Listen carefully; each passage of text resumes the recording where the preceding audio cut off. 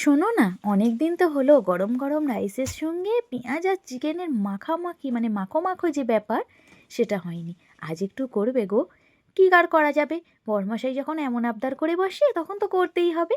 চটপট কি করলাম, ফ্রিজটা খুলে দেখলাম সলিড কিছু চিকেনের পিস আছে, সঙ্গে এই যে একটা লেগ পিস, যেটা নাকি বরমশাই ছাড়া কারোর চলবে না, তাকেই দিতে হবে।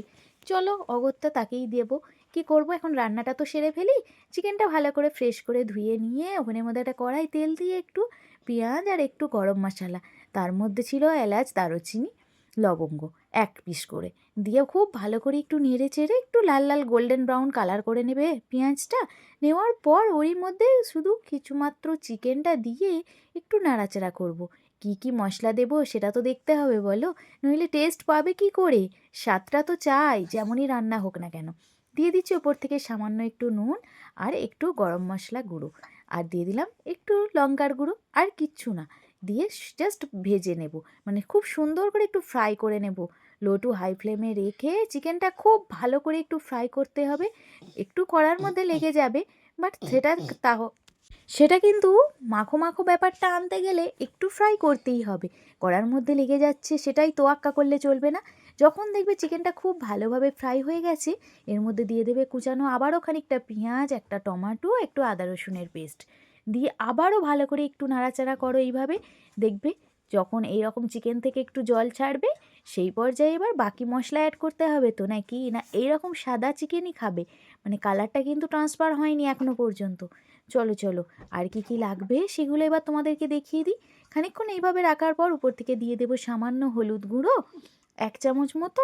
তোমরা তোমাদের চিকেনের পরিমাপ অনুযায়ী এগুলো ব্যবহার করবে। দিয়ে দেবো জিরে গুঁড়ো, দিয়ে দেবো ধনে গুঁড়ো, সব একটু একটু করে দেওয়ার পর দিয়ে দেবো আবারও একটু মানে হোমমেড মশলা, যেটার মধ্যে অনেক কিছু থাকে। চাইলে রেসিপি কিন্তু পেজে দেওয়া আছে, তোমরা একটু দেখে নিতে পারো, অথবা মেসেজ করলে আমি লিঙ্ক তোমাদের দিয়ে দেবো। আর দিয়ে দেবো 2টো কাঁচা লঙ্কা। কাঁচা লঙ্কার ফ্লেভারটা তো একটা আলাদাই মজা। যতই শুকনো লঙ্কা দেওয়া হোক না কেন, গরম ভাতে একটু কাঁচা লঙ্কা মাখলে দেখবে দারুণ একটা সুন্দর সেন্ট হয়, ফ্লেভার আসে, ভাতটা বেশ ভালো লাগে। আর এইভাবে আবারও একটু খুব ভালো করে নাড়াচাড়া করব। কোনো জল কিন্তু এখনও পর্যন্ত আমরা অ্যাড করলাম না, সেটা কি তোমরা ফলো করেছো? না করলে অবশ্যই দেখে নাও। দেখো জাস্ট গরম গরম তেলের মধ্যেই একটু নাড়াচাড়া করে একটু ফ্রাই করব। দেখো আবারও দেখবি সুন্দর যখন পেঁয়াজটার কালার ট্রান্সফার হয়ে গেছে, দিয়ে দেবো উপর থেকে টক দই। হ্যাঁ, টক দইটা কিন্তু দিতে ভুলো না, তাতে কিন্তু একটা সুন্দর ফ্লেভার আসে, গরম রাইসের সঙ্গে জাস্ট জমে যায়, আর কিছুই প্রয়োজন হবে না। এইভাবে আবারও একটু নাড়াচাড়া করে দিয়ে দেবো পরিমাণ মতো জল। এতক্ষণ পর কিন্তু আমি জলটা অ্যাড করলাম, তার জন্যই পুরো ভিডিওটা তোমাদের দেখতে হবে, স্কিপ করলে একদমই চলবে না, তাহলে জানতেই পারবে না কখন জলটা অ্যাড করেছি। দেখো জলটা দেওয়ার পর কিছুক্ষণ ফুটে দেখেছো কত সুন্দর জলটা টেনে নিয়েছে, বেশ মাখো মাখো ব্যাপারটা আসছে না? একদম পেঁয়াজের সঙ্গে চিকেনটা একদম মাখো মাখো ব্যাপার। এই যে ফাইনাল লুকটা দেখো। ঠান্ডা হয়ে যাওয়ার পর এবার আমি চলো প্লেট আউট করি। গরম গরম রাইসের সঙ্গে জাস্ট জমে যাবে বলেছিলাম না, সত্যিই জমে যাবে। লেগ পিসটা দেখেছো যেন আমাকেই দেখছে, বাট আমার তো খাওয়া যাবে না, বরমশাইকে ওটা দিতে হবে। চলো প্লেট আউট করি। ফাইনালি লুকটা দেখো প্লেট আউটের পর, কতটা সুন্দর লাগছে। সত্যি এইরকম মাখো মাখো ব্যাপার সত্যিই ভালো লাগে, আমাদের তো ভালো লাগে। তোমার কেমন লাগলো অবশ্যই কিন্তু একবার ট্রাই করে আমাকে কমেন্টে জানাতে ভুলো না, নইলে আমি বুঝবো কী করে তোমার কতটা সুন্দর লেগেছে। আমি তো বেশ জমিয়ে খেয়েছি।